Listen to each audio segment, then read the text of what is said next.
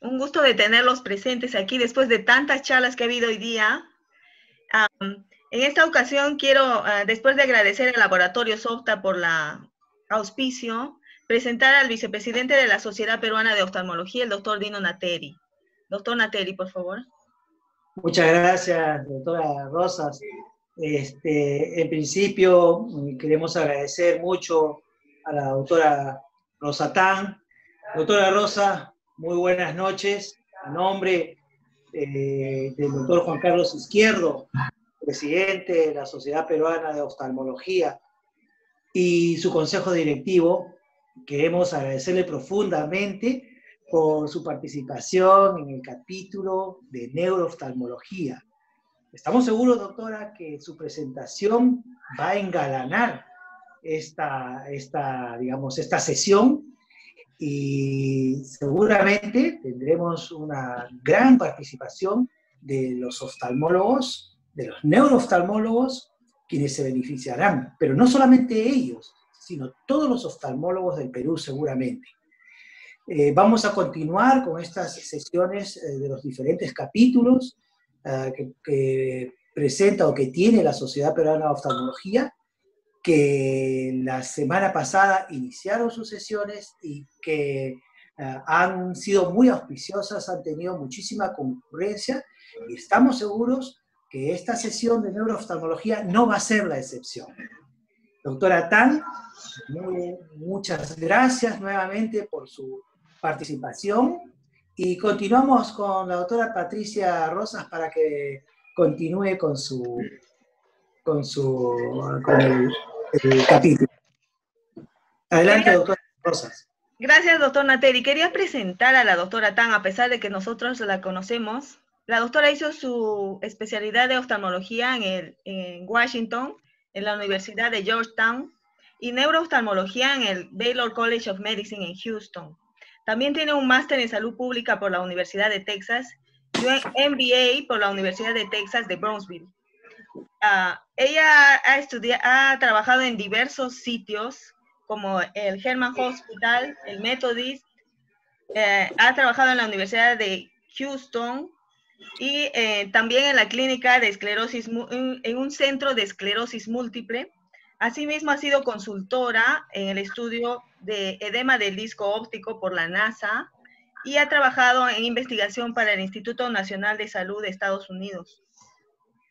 La doctora en este momento es profesora de Ciencias Clínicas de la Universidad de Houston y es codirectora de NeuroEye. Y muy especialmente has formado parte del estudio clínico multicéntrico que se llevó a cabo sobre el tratamiento de la oftalmopatía tiroidea y por lo tanto, ¿quién mejor que ella para hablarnos de ese tema? Doctora Tan, adelante. Muchas gracias por la invitación y vamos a hablar hoy sobre los casos, las pruebas clínicas que hicimos, los clinical trials de la enfermedad tiroidea con una nueva medicina que es un anticuerpo monoclonal que se llama teprotumumab. Entonces vamos a ver, Nayeli, ¿tú puedes poner la presentación?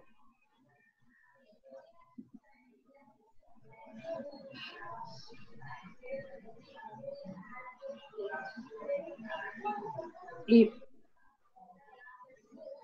muchas de las cosas que voy a decir las saben ustedes, pero quizás lo que es un concepto nuevo va a ser por qué la enfermedad tiroidea ataca a los músculos del ojo. Entonces empecemos con el concepto de orbitopatía tiroidea, la siguiente, que tiene muchos nombres, pero creo que el más importante es el considerar que es una orbitopatía y ahora van a ver por qué la consideramos orbitopatía y no solamente lo que pensábamos antes que era solamente una enfermedad que atacaba los músculos. La siguiente.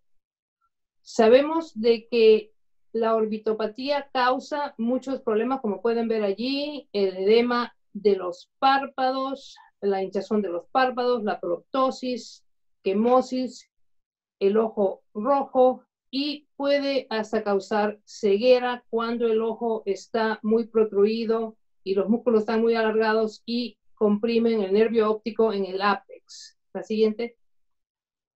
Ahora, lo que sabemos nosotros es que las personas que están más a riesgo son las mujeres entre los 25 y 50 años. La incidencia es como de 5 a 1, hombres 1 y 5 las mujeres. La siguiente, esa es la prevalencia. Ahora, hay factores de riesgo, como pueden ver aquí. El factor de riesgo mayor es el genético, o sea, los europeos tienen una gran casuística de enfermedad tiroidea.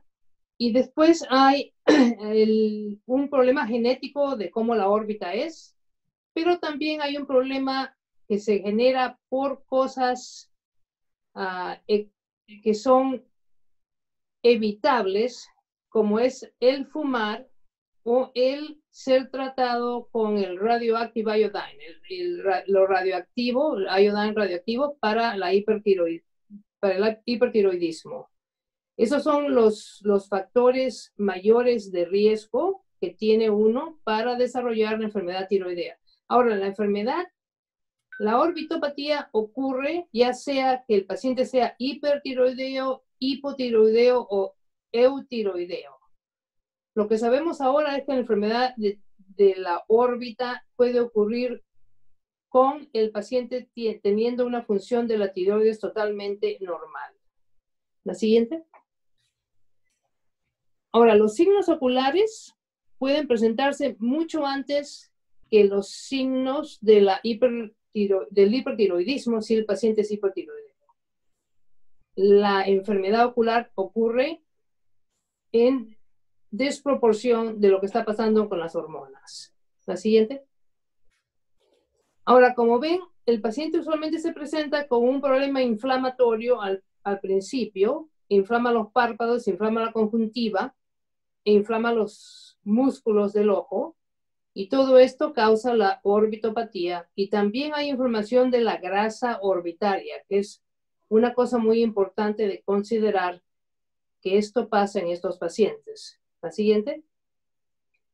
Como ustedes pueden ver en el diagrama superior están la grasa de la órbita, el nervio óptico en el medio y los músculos de tamaño normal. Cuando ocurre la orbitopatía, esos músculos se hacen grandes, inflamados, y como ven en el ápex de la órbita, pueden comprimir el nervio y causar una neuropatía óptica de compresión. Al mismo tiempo, la grasa también se pone inflamada y eso causa bastante tensión en la órbita, lo cual produce la proptosis.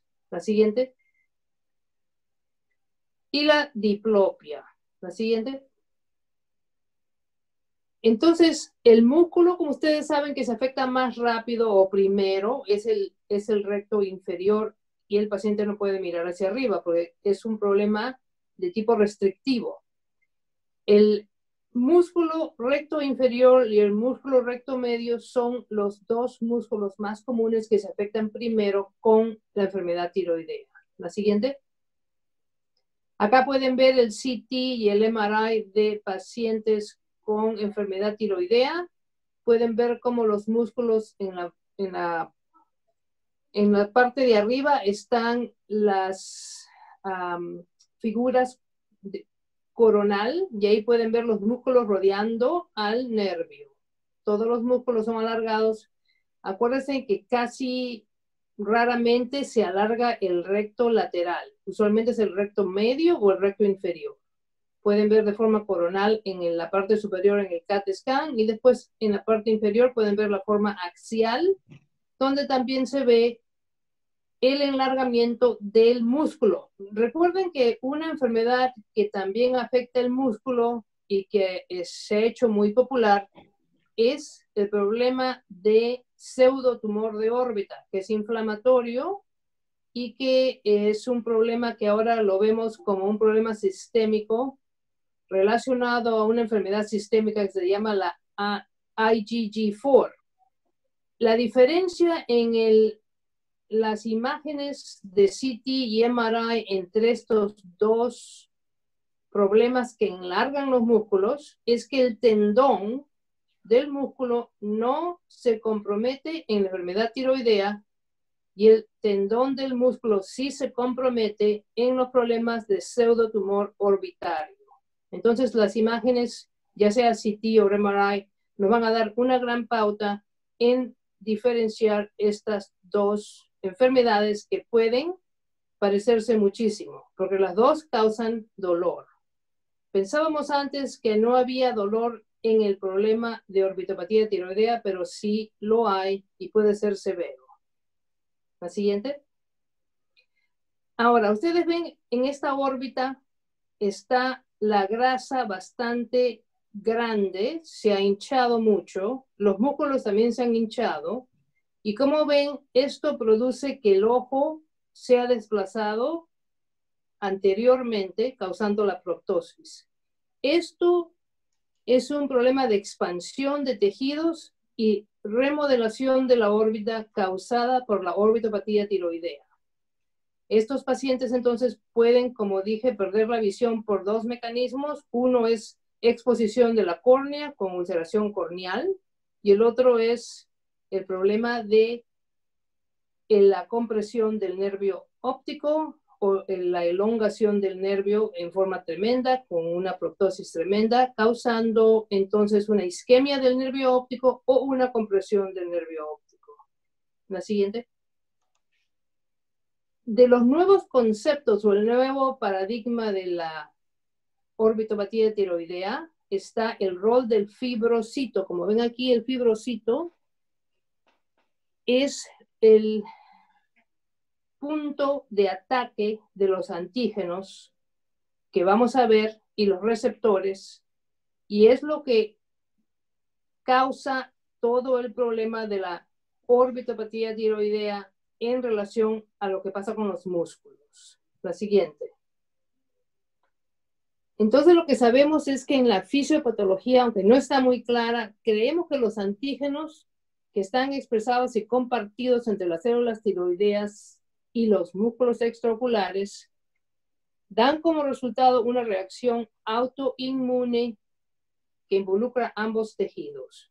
Entonces, esta es una enfermedad autoinmune, la orbitopatía tiroidea, y como tanto tenemos que pensar de tratarla como otros problemas autoinmunes. Lo siguiente. Entonces ustedes ven aquí en este diagrama de la patología, ahí donde está señalando la flecha, ven como un pequeño cuadrángulo de rosado. Eso es el área donde están vinculados dos factores. El factor que se llama Insulin Growth Factor, que es un nuevo tipo de factor que lo descubrieron cuando estaban buscando cómo tratar la enfermedad tiroidea. Y el otro que se acopla allí es el TSH receptor. Entonces hay un receptor para el TSH y hay un receptor para el Insulin Growth Factor número 1, que se acoplan juntos y al acoplarse causan este problema de inflamación y de citoquinas y de hinchazón, no solamente del músculo, del fibroblasto en el músculo, sino de la grasa orbitaria. Esta pequeña copla es la que hace todo el problema de la orbitopatía tiroidea. Entonces, si nosotros podemos suprimir esta copla, pues podemos suprimir todo el problema orbitario inflamatorio que se produce. Ahora, esto tiene que hacerse muy temprano en la enfermedad tiroidea, porque si ya tenemos problemas de fibrosis, pues este mecanismo no actúa. Pero acuérdense de este mecanismo, porque este es el mecanismo nuevo que no sabíamos antes, donde está la base de lo que pasa en la enfermedad orbitaria tiroidea. En la siguiente. Lo mismo se ve aquí, el mecanismo. Ustedes ven allí las 3 flechitas blancas y un círculo gris. El círculo gris representa esa copla de la IGF-1R y del TSHR. Cuando se juntan los dos, causan el debacle del fibroblasto. Y el fibroblasto reacciona causando inflamación, como ven aquí, toda la cascada de la inflamación, las citoquinas, en fin, todo lo que pasa en la órbita que causa la hinchazón de los párpados, la hinchazón del músculo, de la grasa orbitaria, de la conjuntiva. Y si podemos parar este mecanismo, pues paramos que todos estas manifestaciones disminuyan. La siguiente. Ahora, hay que familiarizarse con esta curva de Randall para saber cuándo podemos intervenir a tratar los problemas tiroideos. Entonces, en la curva de Randall hay 2 fases. Ustedes ven un color púrpura. Esa es la fase activa de enfermedad tiroidea. ¿Cuánto tiempo dura? Entre 1 año y 3 años. La parte verde es la parte cicatrizal. Es la parte inactiva, ya cuando los músculos se han puesto fibrosos como madera, y allí no hay más que cicatriz y no hay ningún tipo de intervención otra que la quirúrgica. Entonces lo que sabemos en estas 3 curvas difieren de cuánto tiempo hay inflamación y en qué momento debemos nosotros de dar los antiinflamatorios para poder revertir el problema inflamatorio tiroideo. La siguiente. Ahora, hay muchas clasificaciones clínicas de la actividad de la orbitopatía tiroidea. Yo les voy a hablar de uno nada más que usamos en los clinical trials que hicimos, que se llama el CAS. El CAS es el Clinical Activity Score. El Clinical Activity Score es lo que se usó en estos trials de la enfermedad tiroidea. ¿Y qué cosa representa? Sigue la siguiente.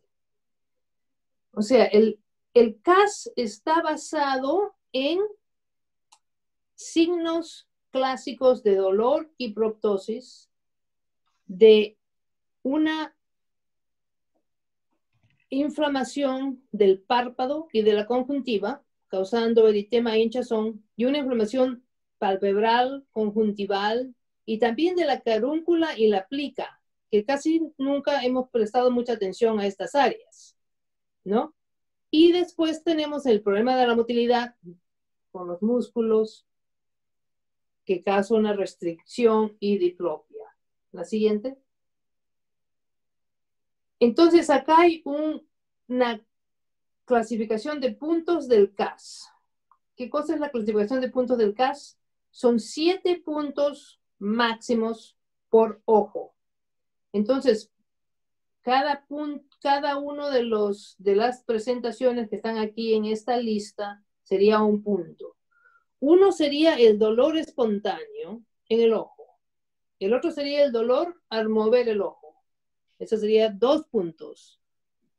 Después tenemos, si tenemos un enrojecimiento palpebral, si tenemos un enrojecimiento conjuntival, si tenemos edema de la carúncula, si tenemos edema palpebral, edema conjuntival, y el total son 7 puntos. El siguiente. Ahora les voy a enseñar algunos de estos signos. Acá podemos ver, como ven aquí, los problemas palpebrales inflamatorios y los problemas conjuntivales inflamatorios en una paciente con proptosis. Aquí pueden ver bien señalado con las flechas esos problemas de estos pacientes y cómo los usamos en la clasificación, ¿no? La siguiente. Ahora, aquí tenemos también el edema y el eritema palpebral, como ven en el cuadro superior. El primero o A es el normal En la B, las flechas están señalando el eritema pretarsal y en la C están señalando el eritema y el edema preseptal. O sea que hay eritema y hay edema. En el segundo hay enrojecimiento de la conjuntiva, ¿no? Y hay que saber cómo también clasificar eso y qué tan severo es. Y el tercero, la quemosis, que no debemos de confundirla con la blefarocalasis, que es más común. La siguiente. Y acá vemos también inflamación palpebral con edema en el cuadro superior. Y en el cuadro inferior vemos la carúncula y la plica. Y la carúncula y la plica, siendo inflamadas, sería también un punto. Y se inflaman tremendamente y causan que el paciente tenga epífora, aunque tenga un ojo seco tremebundo, que es uno de los principales problemas de la orbitopatía tiroidea, es el ojo seco, pero cuando tienen el problema de la carúncula y la plica, esto causa un problema secundario de epífora.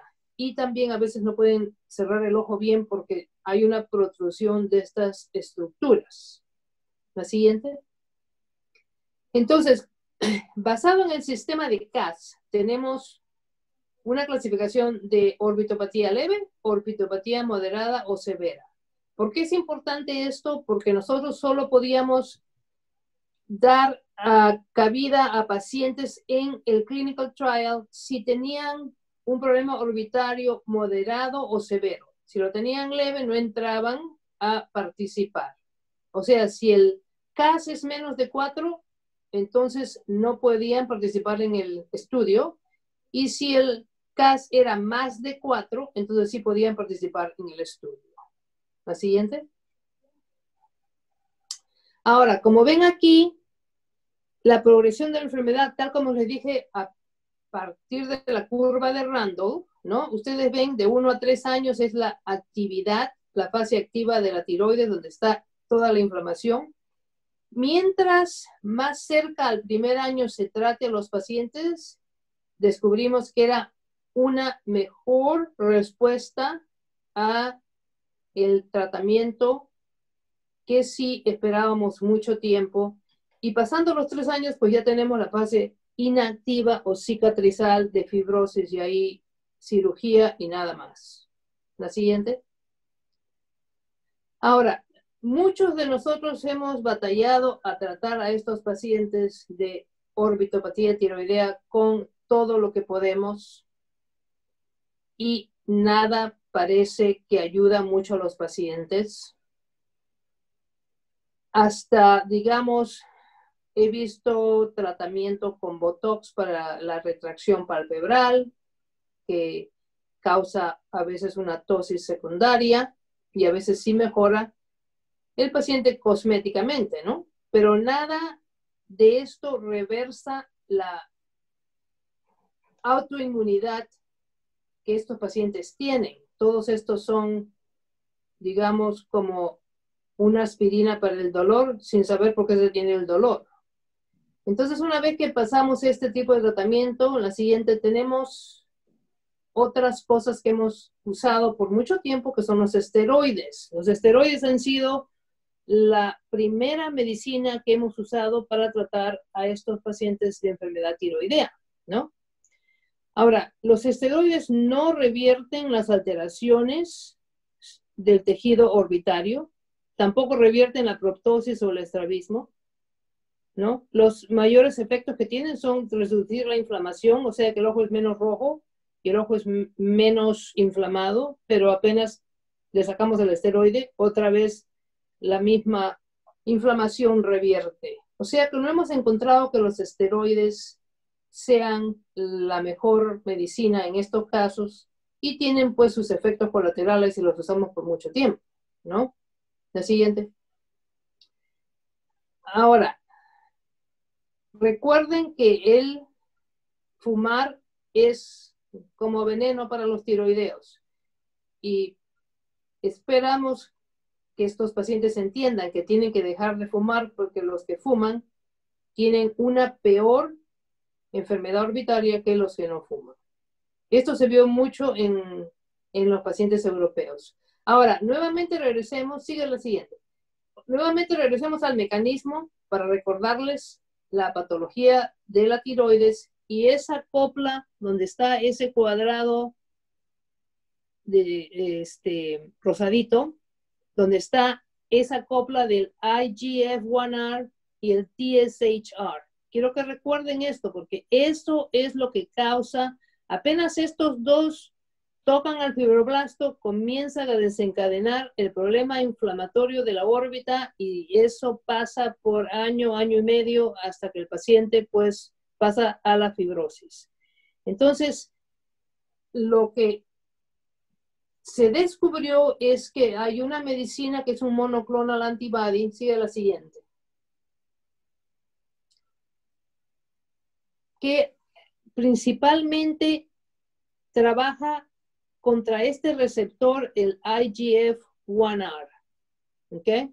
Que es el que incita a los fibroblastos a causar la cadena de inflamación. La siguiente. La medicina se llama teprotumumab. Recuerden que en todos los UMAPs son monoclonal antibodies, anticuerpos monoclonales. Este de acá se descubrió, como ustedes pueden ver en la flechita allí, que directamente causa inhibición de los anticuerpos en esa área del receptor del IGF-1R y del TSHR.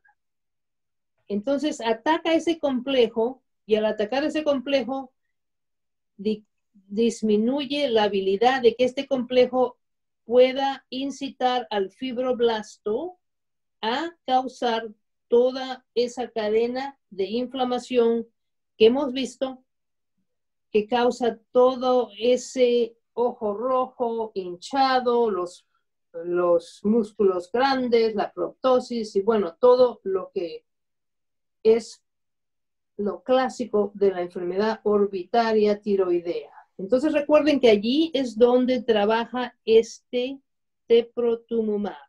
La siguiente.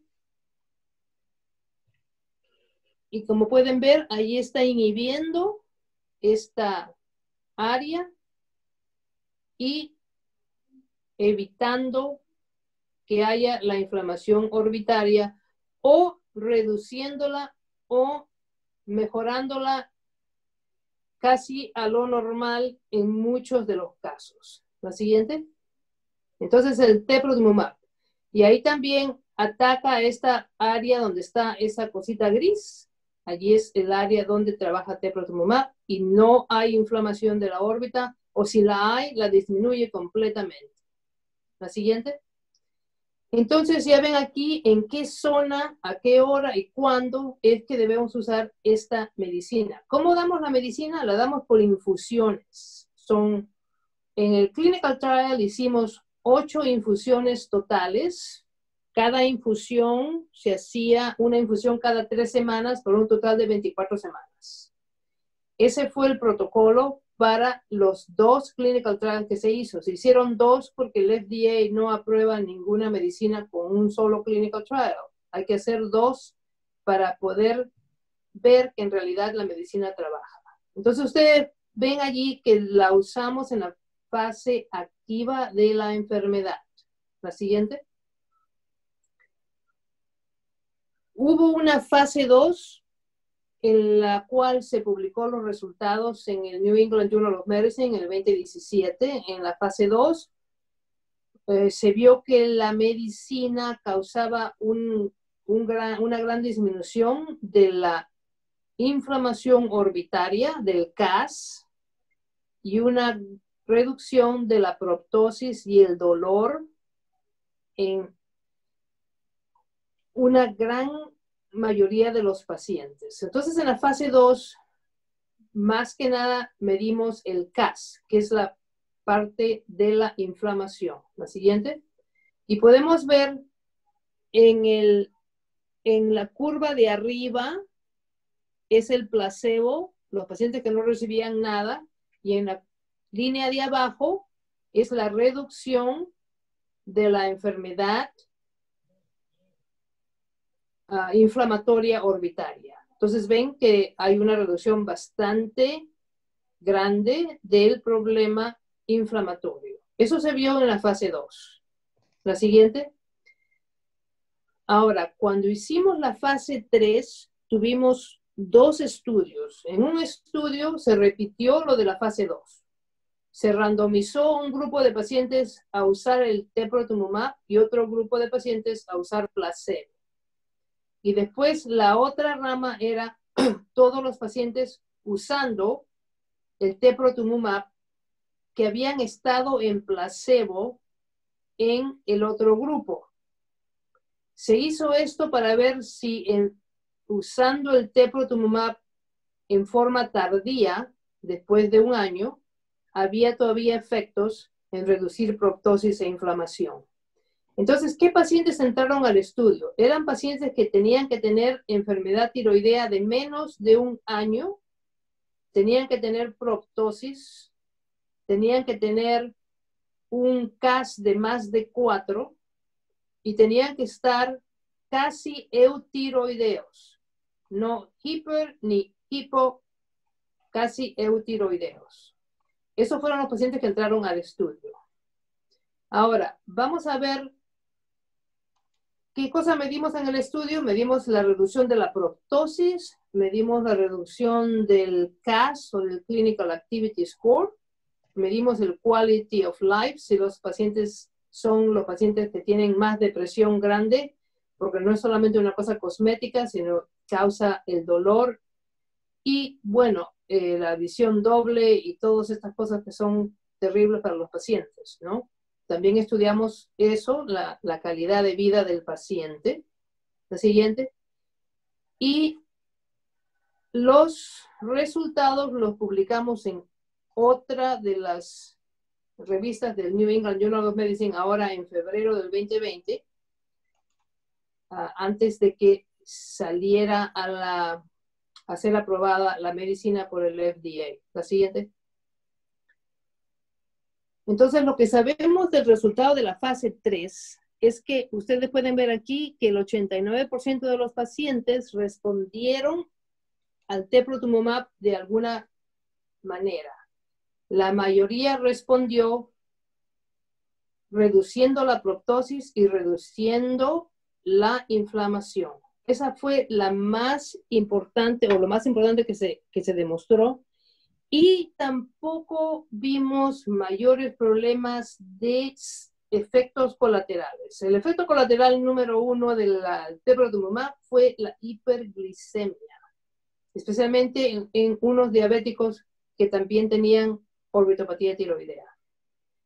No vimos ningún otro tipo mayor de problemas. Algunos casos de alopecia se describieron, de disminución de las plaquetas, de enfermedad a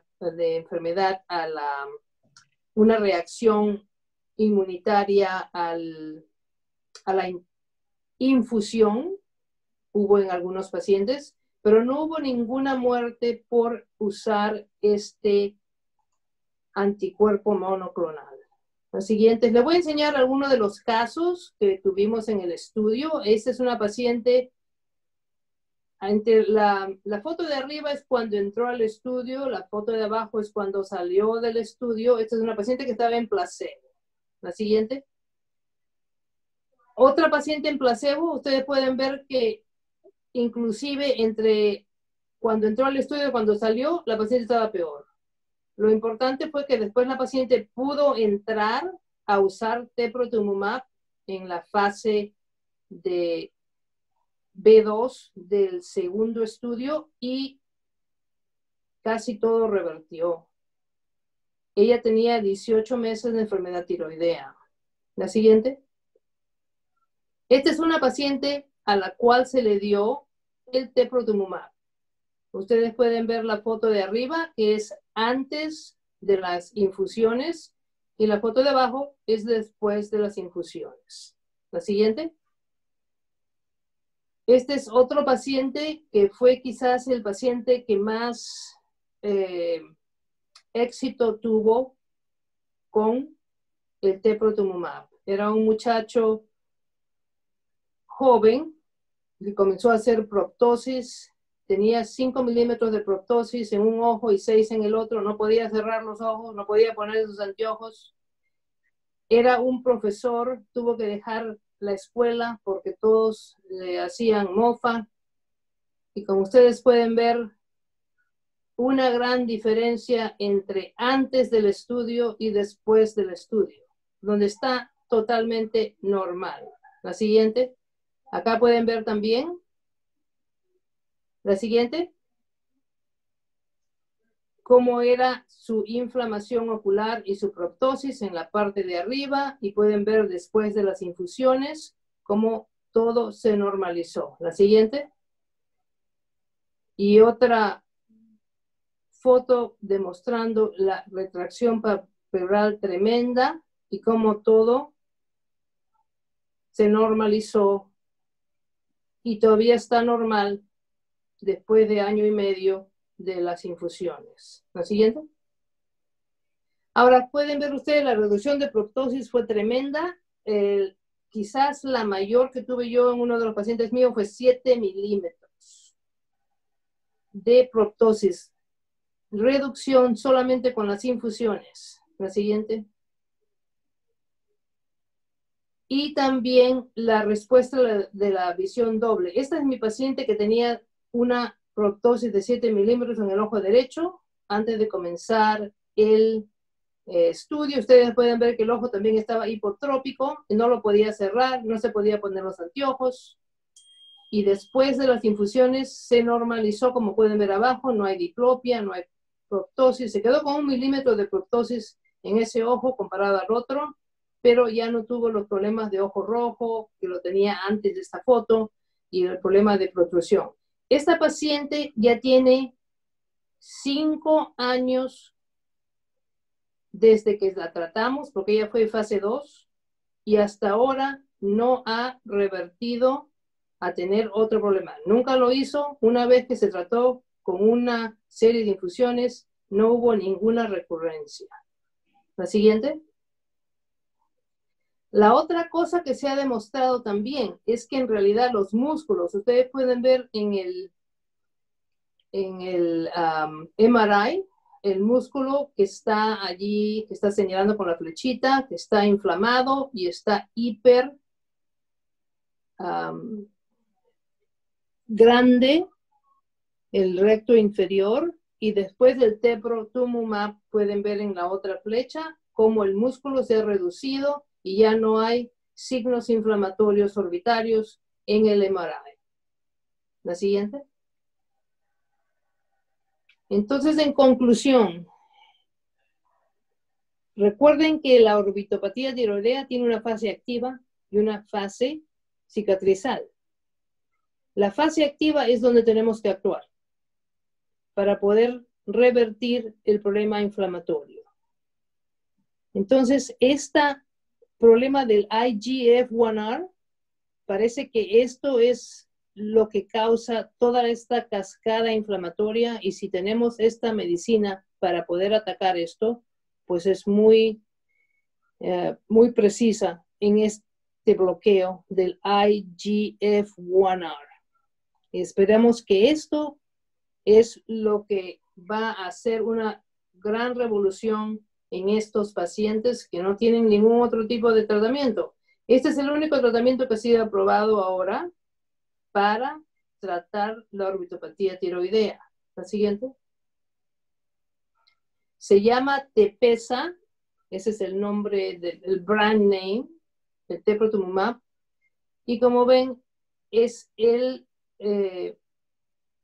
la medicina que ha sido aprobada para tratar la enfermedad orbitopatía tiroidea. La siguiente. Y aquí pueden ver a la paciente mía, que es la paciente que tiene 5 años desde que la tratamos. Ya pueden ver la diferencia entre antes y después de su tratamiento. Solamente un tratamiento de 8 infusiones y nunca tuvo una recurrencia. Y ahora está feliz y es como la poster child de hablar con pacientes para esta medicina. Y eso sería todo lo que tengo para ustedes, para que tengan una idea de cómo ahora las nuevas medicinas, especialmente estos anticuerpos monoclonales, están revolucionando el tratamiento de muchas enfermedades que antes pensábamos no teníamos cómo tratar.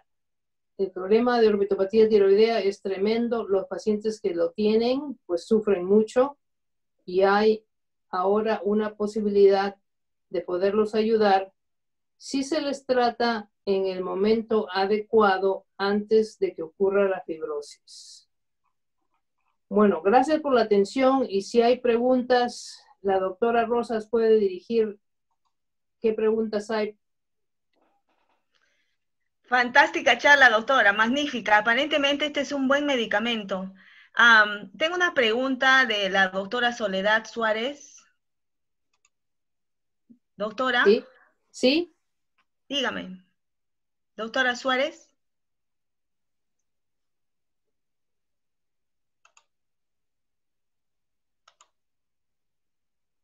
Doctora Suárez.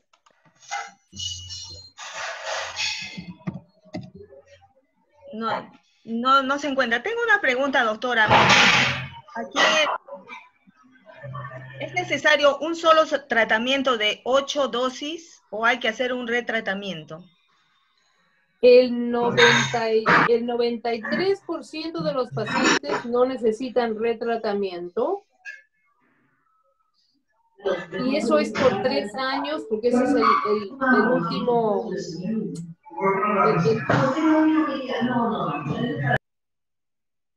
El último clinical trial solamente tiene 3 años de seguimiento. Entonces, pues, podemos saber que en 3 años no hay reversión a tener la orbitopatía. Del grupo de la fase 2, solamente hubo un 7% en el cual hubo reversión. Nosotros creemos que la reversión pasa cuando se les trata muy tarde. Si se les trata muy tarde, ya cerca la fase fibrosa, no responden bien, y entonces pueden hacer una reversión de los síntomas. Doctora, ¿pero ha habido pacientes que hayan tenido otro curso de tratamiento? O sea, después de las 8 dosis, ¿ha habido alguno de ellos que ha tenido que volver a recibir la medicina endovenosa? Tuvimos un grupo de 3 pacientes en el cual se les dio 2 grupos de infusiones. Ya. Porque estos volvieron a demostrar un aumento de la proptosis. Y la segunda vez también respondieron, pero estos 3 pacientes nunca respondieron de manera tan grande como los otros grupos. Y cuando cuando vimos su historial, era que tenían un problema tiroideo. Quizás lo que pasó es que los agarramos muy tarde en el desarrollo de la orbitopatía tiroidea. Era como 1 año y medio, y los otros que estaban en menos de 1 año, pues esos nunca, por 5 años, no han tenido una recurrencia. Excelente. Doctor Guillermo Marroquín, ¿tiene una pregunta, por favor, doctor? Hola, ¿me escuchan? Sí, claramente. Hola, Rosa, qué placer oírla y verla, aunque sea así remotamente. Y gracias a los organizadores por excelente presentación de Rosa. Quiero hacerle esta pregunta, Rosa. ¿Cuál va a ser la disponibilidad para los que no hemos participado en estudios de investigación? ¿Cuál va a ser el costo de este medicamento? ¿Y usted cuándo cree que en estos países latinoamericanos vamos a tener la posibilidad de ofrecer a nuestros pacientes este medicamento? Yo espero que esto se ofrezca en 1 año, porque recién se está ofreciendo en Estados Unidos. Y también hay la lo que yo espero, hablando con los de la compañía farmacéutica, es que el precio de entrada en Latinoamérica, y en Europa sea muchísimo menos de lo que es el precio en Estados Unidos, porque en Estados Unidos la ventaja es que los pacientes tienen seguros.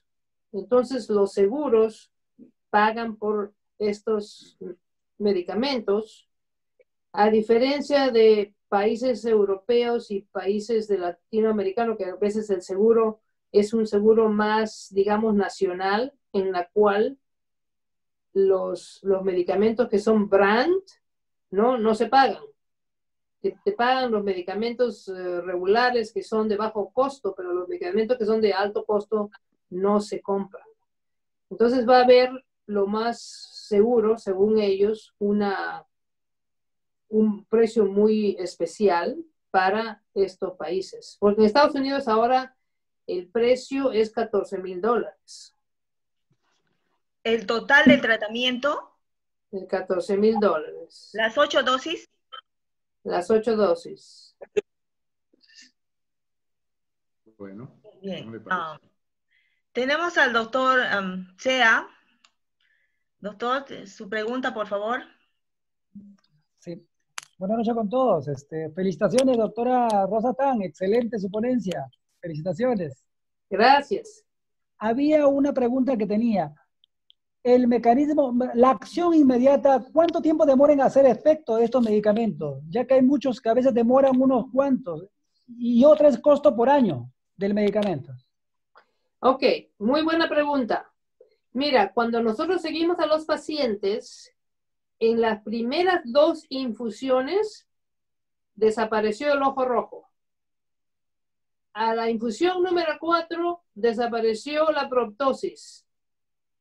Y a la infusión número 5 y 6 desapareció todo.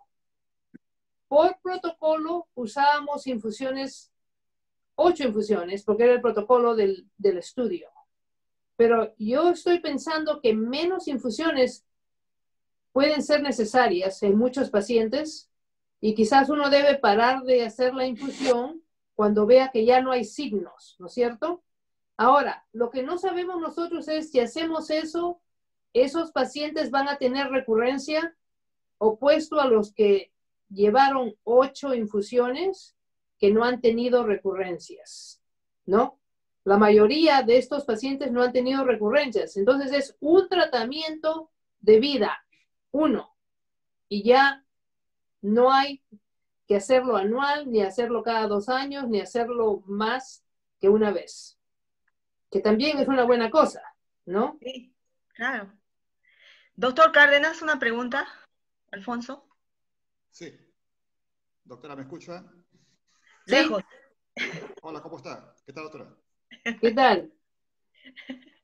Le felicito por la exposición. Doctorita, una pregunta.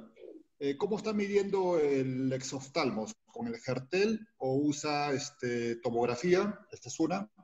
En su abordaje inicial, a todos los pacientes le pide IgG 4. Y tercero, ¿qué cosa le ofrece a pacientes con score menor de 4? ¿Con qué? Score menor de 4 de CAS. Con el ¿Qué les ofrece? Ah, ya. ¿Qué le damos? Ya, mira. Una buena pregunta. Usamos el Hertel, el exoftalmómetro. El exoftalmómetro es lo que se usa, no las imágenes, porque hubo mucho problema de tratar de usar las imágenes para medir la proptosis, porque no todos los centros no tenían el mismo tipo de CT y el mismo tipo de MRI, porque los centros que se usaron fueron centros europeos y centros en Estados Unidos. Hubo centros en Italia, centros en Alemania y centros en Estados Unidos. Entonces no se hizo eso, se hizo el Hertel exophthalmometer. Ahora, los pacientes que tienen menos de 4, pues lamentablemente no hay mucha cosa que ofrecerles.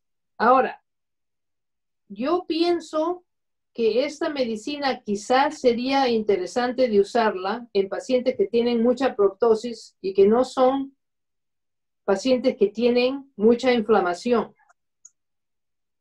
Porque hay un subgrupo de pacientes en el cual la inflamación externa no es muy grande, pero la inflamación de los músculos es bastante grande. Entonces vamos a hacer un subestudio en estos pacientes para ver si esta medicina puede causar que la proptosis disminuya, aunque no haya signos externos inflamatorios. Entonces está por verse esto, ¿no? Pero los pacientes que no tienen mucha inflamación, pues no hay mucha cosa que ofrecerles. Yo no uso mucho los esteroides porque una vez que comienzas a usarlos, se mejoran, se empeoran, se mejoran, se empeoran, y total que no lo puedes quitar del esteroide. Muy bien, una pregunta, doctora. ¿Tiene que haber un buen manejo endocrinológico pre y post tratamiento? Supongo que están preguntando si debe ser eutiroideo antes del tratamiento. Sí, eutiroideo es lo ideal para que los pacientes respondan bien. Hubo un subgrupo que estaba con un poquito de hipertiroidismo, como 10% de lo normal, y ese subgrupo el resultado no fue tan bueno como los eutiroideos. Entonces los eutiroideos van a responder mucho mejor que los que están un poquito hyper o los que están un poquito hypo. Correcto. Entonces el endocrinólogo es base para que declare este paciente ya está eutiroideo y puede usar el tratamiento, ¿no? Perfecto. ¿Alguna contraindicación? ¿En quién no se debe utilizar este medicamento? Nosotros no lo usamos en pacientes que tenían otras enfermedades autoinmunes, especialmente el Crohn's o colitis ulcerativa, porque esta medicina teprotumumab se usó antes para tratar cáncer. Entonces se usó en clinical trials para cáncer y causaba diarrea. Casi nunca vimos diarrea en nuestros pacientes, pero bueno, la dosis de teprotumumab que se usaba para cáncer era mucho más grande que la dosis que se usó en tiroides. Pero como habían visto problemas gastrointestinales, pues dijeron, olvídate, ninguna enfermedad autoinmune de tipo gástrico, ulcerative colitis, una de esas cosas se debe de usar. Crohn's disease.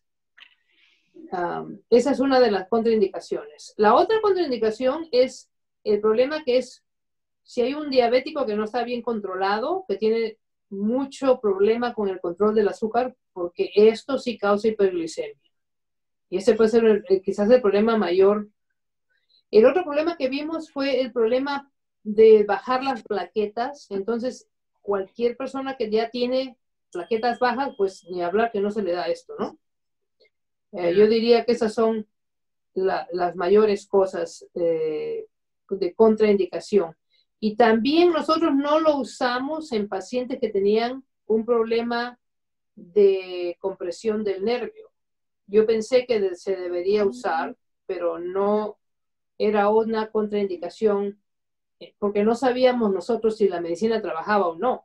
Esa fue la razón por la cual no se escogieron pacientes con compresión de nervio óptico, porque primero no sabíamos si recibían la medicina, porque era placebo medicina, y segundo, eran 24 semanas. Y si el paciente quedaba ciego del problema del nervio óptico, pues no podía entrar al estudio, ¿no? O sea, no es una contraindicación absoluta, pero fue una contraindicación en el estudio de a quién enrolábamos en el estudio. Y con los hallazgos y resultados de este estudio, ¿ahora sí lo usaría en caso de compresión de nervio óptico? Yo sí, lo usaría primerito que nada.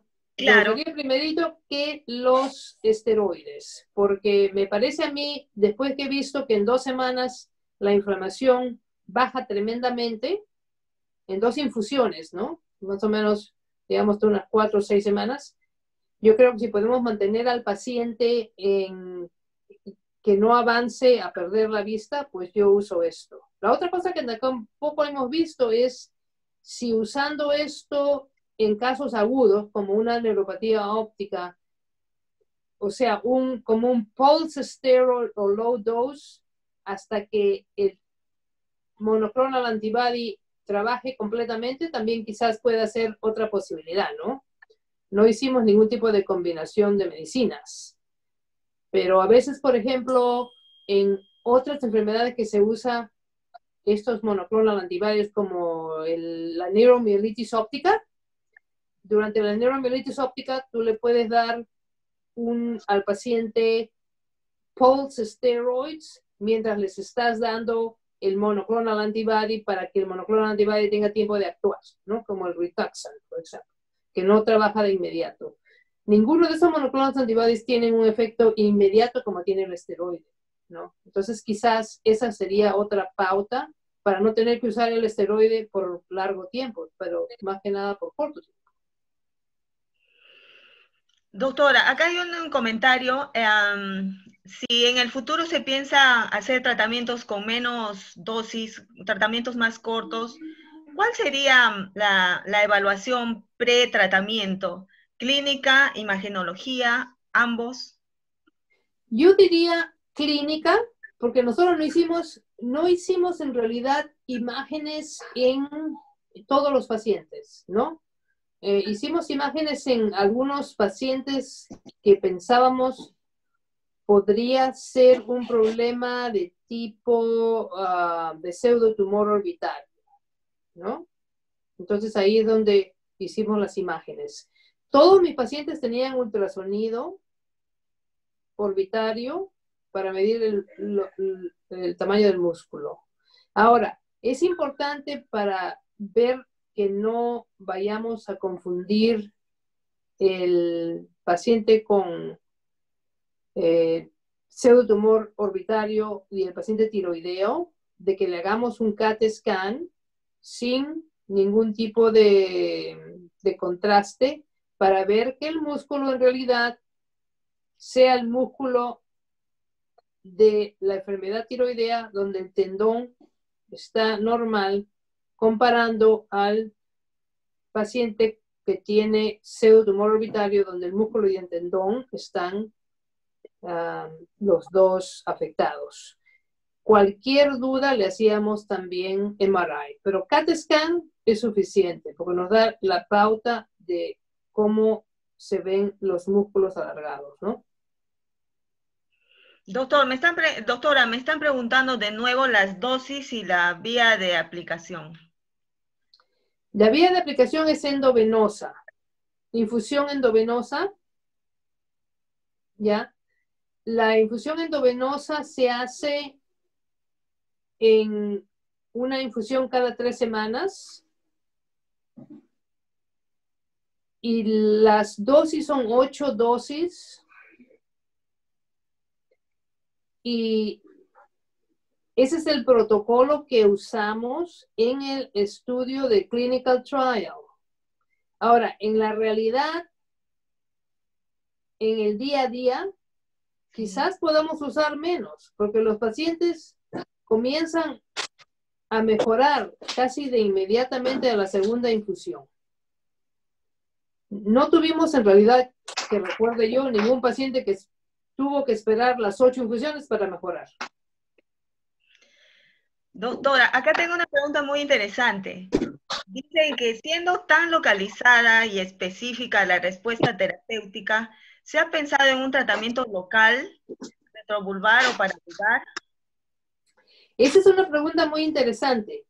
No, en este momento no hemos hecho nada de ver el uso de retrovulvar o el uso de esta medicina en otra cosa de infusión, porque no sabemos cómo reaccionará un paciente a una inyección retrovulvar de un monoclonal antibody.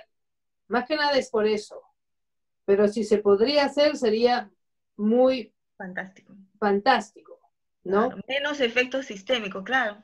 Claro, menos efecto sistémico. Ahora, este medicamento en particular no tiene muchos efectos sistémicos, comparando a otros monoclonal antibodies como el Rituxan y que se usan en otras enfermedades, ¿no? Este es muy en esclerosis múltiple. Este tiene muy poco problema sistémico, pero no sabemos si se puede usar retrovulvar. Quizá tendrían que hacer fase 1 en animales, sería la forma de saberlo, si es que causa algún problema inflamatorio orbitario o no. Pero es una buena idea si eso se podría hacer. Claro, la dosis tal vez sea menos también. Claro. Doctora, ¿y este tratamiento, se preguntan, mejora el hipertiroidismo? No lo sabemos. En la fase 2 no se midió las hormonas tiroideas, se midió los anticuerpos. Y los anticuerpos disminuyeron considerablemente a la infusión de los monoclonal antibodies. En esta fase 3 sí medimos las hormonas, pero todavía no tengo el análisis final, porque todavía hay unos pacientes que están en la fase de recibir la medicina después de 1.5 años. Una vez que eso termine, entonces va a haber el análisis del T3, del T3, del T4, del TSH y todo eso, para ver, porque sí se midió, no tenemos todavía la respuesta, si es que afecta o no afecta. Correcto. Entonces, ¿en qué casos, si ha tenido casos de recurrencia, como usted mencionó que sí tuvo, en esos casos se indicó el tratamiento quirúrgico o radiación? ¿Cuál fue el tratamiento? Quirúrgico. Correcto. Doctora, en general, con cualquier tratamiento hasta ahora, la proptosis es muy difícil de controlar, solamente con la cirugía. Y aún así puede quedar no estabilizados los músculos, que el paciente puede tener diplopia residual, que eso es lo que vemos siempre. ¿Usted pensaría que este tratamiento es mejor que una cirugía de descompresión? Bueno, la cirugía de descompresión tiene su hora de hacerlo, ¿no es cierto? O sea, para mí esta medicina es para poder agarrar al tiroideo en la fase inflamatoria, en la fase temprana, y ahí reducirle la proptosis en esa zona. Mira, la reducción de proptosis fue tremenda, porque yo ya sabía quién estaba en la medicina o no para midiéndole la proptosis después de 2 o 3 infusiones. Pero el paciente que no mejora, o el paciente que ya viene muy tarde y esta medicina no está indicada, y la proptosis continúa, yo no creo que hay nada que pueda reducir la proptosis si no es la cirugía orbitaria. Ahora, el paciente tiene que saber que la mayor parte del tiempo van a hacer fisión doble. Entonces tienes que hacer primero la reducción de la proptosis y segundo, la reducción del estrabismo, ¿no? No puede hacer una antes de la otra, porque el estrabismo va a ser cambiar totalmente después que le haces la reducción orbitaria. Ese es el problema. Y puedes tener muchas cirugías hasta que el paciente quede con menos síntomas, aunque nunca quedan perfectos, ¿no? Nunca quedan como ellos quieren quedar. Ese es el gran problema. El gran problema es la dismorfosis que causa esta enfermedad. Entonces el paciente quiere perfección y eso nunca se la podemos hacer en forma quirúrgica. Correcto. ¿Alguna otra pregunta? ¿Un comentario?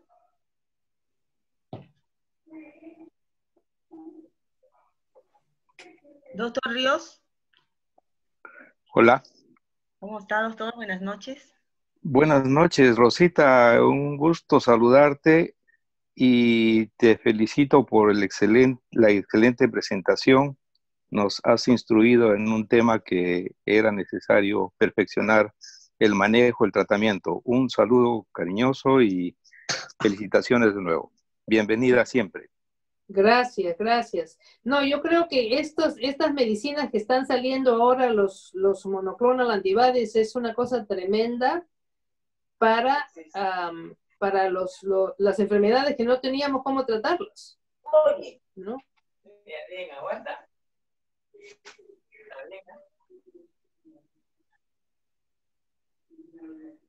Muy bien, Rosita. Muy bien, gracias a todos por la bienvenida y espero verlos pronto otra vez. Sí, doctora, no gusto. dude que la vamos a invitar. Siempre será bienvenida. Fantástico. Okay. Muchas gracias. Gracias, ok. Doctora, Adiós. Hasta la próxima. cuídese.